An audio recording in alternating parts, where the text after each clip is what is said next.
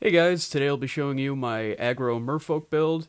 It's a fun and gimmicky deck that'll get you quick wins. We start off the deck with 20 islands and 4 Halimar Depths, which allow you to look at the top 3 cards of your deck and put them back in any order. With lands out of the way, we can begin with our creatures.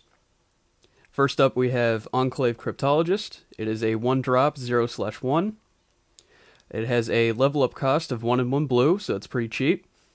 Levels 1 through 2, you can tap the card to draw a card and discard a card. And levels 3 and over, you can tap it to just draw a card. That way, you'll be able to mill through your deck for the cards you need. Next up, we have 4 Master of the Pearl Trident. It is a 2-drop 2/2. Other Merfolk creatures you control get +1/+1 and have Island Walk. Island Walk being the main mechanic of this deck. Next we have 2 Lords of Atlantis. It is a 2-drop 2/2. All Merfolk get +1/+1 and have Island Walk. It's essentially the same thing as Master of the Pearl Trident. Next we have Marrow Reejery, which is more of a control type creature. It's a 3-drop 2/2. Other Merfolk creatures you control get +1/+1. And whenever you play a Merfolk spell, you may tap or untap target permanent. This is good for if you play this after your attack phase, you can get your attackers to block for you next turn, or you can tap down their side. Next we have Cold-Eyed Selkie. It is a 3-drop 1/1 with Island Walk. Whenever a Cold-Eyed Selkie deals combat damage to a player, you may draw that many cards, which makes this card work very, very well with Lords of Atlantis and cards like it. Speaking of cards like Lord of Atlantis, next up we have Merfolk Sovereign. It is a 3-drop 2/2. Other Merfolk creatures you control get +1/+1, and you can tap Merfolk Sovereign to give target Merfolk creature unblockable for this turn. This will come in handy if your Island Walk mechanic is not going as planned. Now for a bit more offense, we have Enclave Elite, 2 of them. It is a 3-drop 2/2 with multi-kicker cost of 1 and 1 blue, Island Walk, and it enters the battlefield with a +1/+1 counter for each time it was kicked. Even if you're unable to kick it with its kicker cost, thanks to Island Walk, it'll at least be getting in for a good amount of damage for a good amount of mana. Then we have 2 Scroll Thieves. It's a 3-drop 1/3. Whenever Scroll Thief deals combat damage to a player, draw a card. I was kind of on the fence about putting these in since they do kind of rely on Lord of Atlantis and cards like it. But drawing a card is drawing a card, and there are plenty of cards like Lord of Atlantis and Masters of the Pearl Trident in this deck. So I don't think that'll be too much of a problem. And since it's a 1/3, it's a good blocker besides. Next we have 2 Marrow Harbingers. It is a 4-drop 2/3 with Island Walk. And when it enters the battlefield, you may search your library for a Merfolk card, reveal it, then shuffle your library and put that card on top of it. Now that's not limited to creature spells. If it's a Merfolk tribal instant, sorcery, enchantment, anything of that like, you can get those as well. Next we have our instants and sorceries. First up is Brainstorm. It has a mana cost of 1 blue.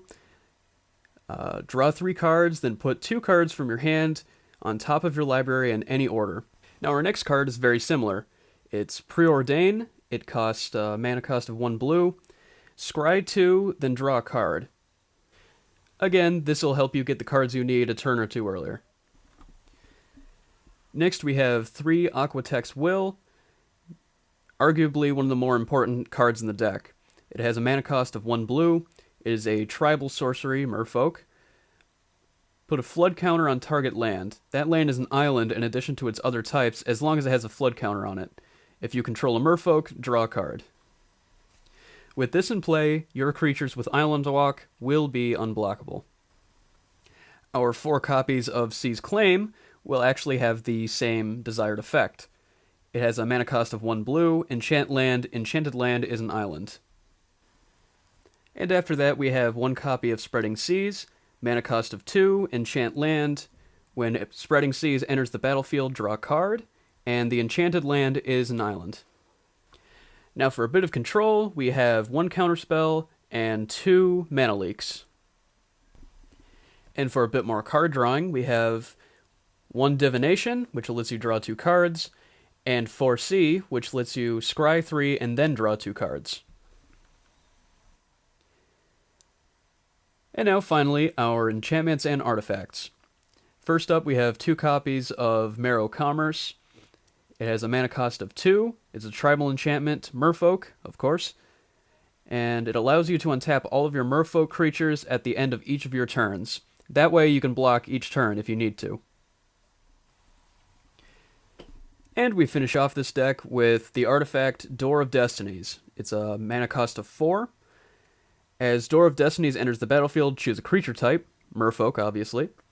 Whenever you cast a spell of the chosen type, put a charge counter on Door of Destinies. Now this includes the tribal enchantments.